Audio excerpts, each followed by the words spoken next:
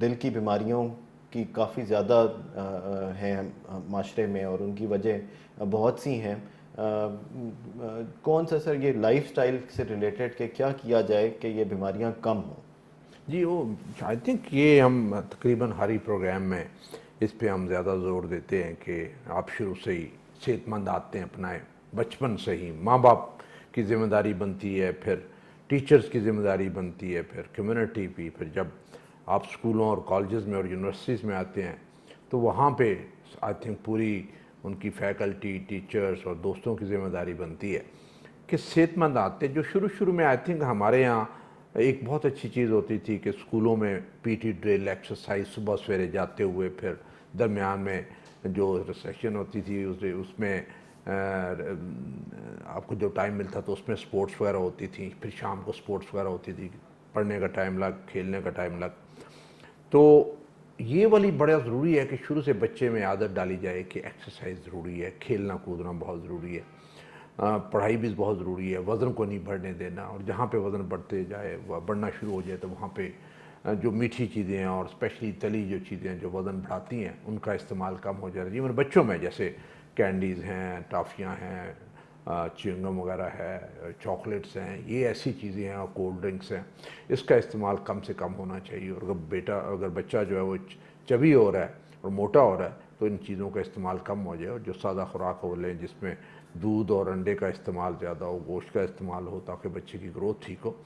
اور وزن کا اتنا کانشیس ہو کہ آپ اسکولوں میں نظر رکھی جائے، ٹیچر بھی نظر رکھیں اور جو سینئرز ہیں وہ بھی نظر رکھیں کہ دیکھیں اوبیسٹی کو یا موٹاپے کو چیک کیا جائے، اور جس کا وزن بچے کا بڑا ہو جائے اور آپ کا وہ میڈیکل جو کہ سسٹم ہوتا ہے کہ آپ کا میڈیکل ہو، ویئنگ مشین ہو، اس کے اوپر وزن کیا جائے. اگر کسی کا وزن زیادہ وہیں پہ چیک ہو کہ وزن کو کم کیا جائے اور خوراک اور ایکسرسائز زیادہ کی جائے، خوراک کم کی جائے.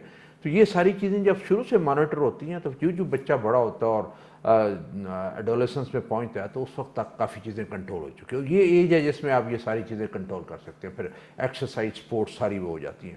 اور ساتھ ہی ساتھ آپ کو خوراک کا بھی پتہ ہونا چاہیے کہ دیکھیں بالکل کوئی خوراک ممنوع نہیں ہے، لیکن کبھی کبھی اس میں ہالیڈے ہوتی ہے اور آپ وہ کھانا کھا سکتے ہیں. تو یہ اگر شروع سے آتے ہوں تو بہت ہی اسکول اور گھر کے لیول پہ سگریٹ نوشی نہیں کرنی، اور اگر موٹاپا نہیں ہوگا تو شوگر اور بلڈ پریشر ہونے کے چانسز کم ہیں، ہارٹ اٹیک ہونے کے چانسز کم ہیں، فالج ہونے کے چانسز کم ہیں. باقی یہ پتے میں پتھری اور اس طرح کی چیزیں یہ بڑی کم ہو جاتی ہے. اگر موٹاپا زیادہ ہو تو کینسر ہونے کے چانسز زیادہ ہوتے ہیں.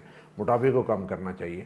اور ساتھ ہی ساتھ نیند کا پورا کرنا، 6 سے 8 گھنٹے نیند کا پورا کرنا وہ بہت ضروری ہے. غیر ضروری ٹینشن پریشانی اس سے بچنا ہے آپ نے. اور کیسے بچنا ہے کہ اسپورٹس میں انوالو کریں اپنے آپ کو، کوئی اور صحت مند ایکٹیویٹی میں انوالو کریں تو اس سے بچا جا سکتا ہے. اب آئی تھنک ضرورت اس بات کی ہے کہ ہم ابھی سے اس پہ کام کرنا شروع کر دیں، کیونکہ ہماری ریسورسز ہیں، وسائل بڑے کم ہیں اور ہم اس بیماری کے علاج میں پیسے پورے نہیں کر سکتے.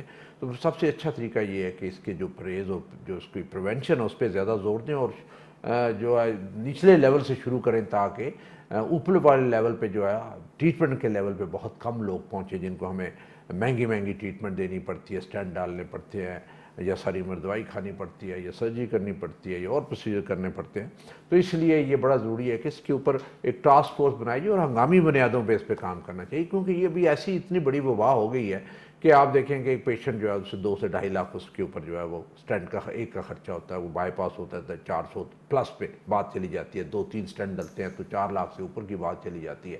دوائیاں ہوتی ہے تو ساری عمر کی دوائیاں ہوتی ہیں، اور بجٹ جو ہے وہ مہینے کا اس پہ خرچ ہو جاتا ہے. اور آپ کو دوائی جو ہے وہ نسخہ لکھ کے دیکھنا پڑتا ہے کہ کون سی دوائی کون سا پیشنٹ افورڈ کر سکتا ہے. ہماری اپنی نیشنل کمپنیز ہیں، ان کی بہت ساری دوائیاں ایسی ہیں جن کی قیمتیں کم ہیں اور وہ وہی جو کام کرتی ہیں، جو باہر والی دوائی مہنگی دوائیاں کام کرتی ہیں. تو ڈاکٹر صاحب نے جو دیکھنا ہوتا ہے کہ میرا مریض کیسے کمپلائنس اور اس کے اوپر دوائیاں کھا سکتا ہے اور خرچے کی وجہ سے دوائیاں بند نہیں کرے گا، تو وہ دوائیاں لکھ کے دینی چاہیے جو اس کی جیب افورڈ کرتی ہے.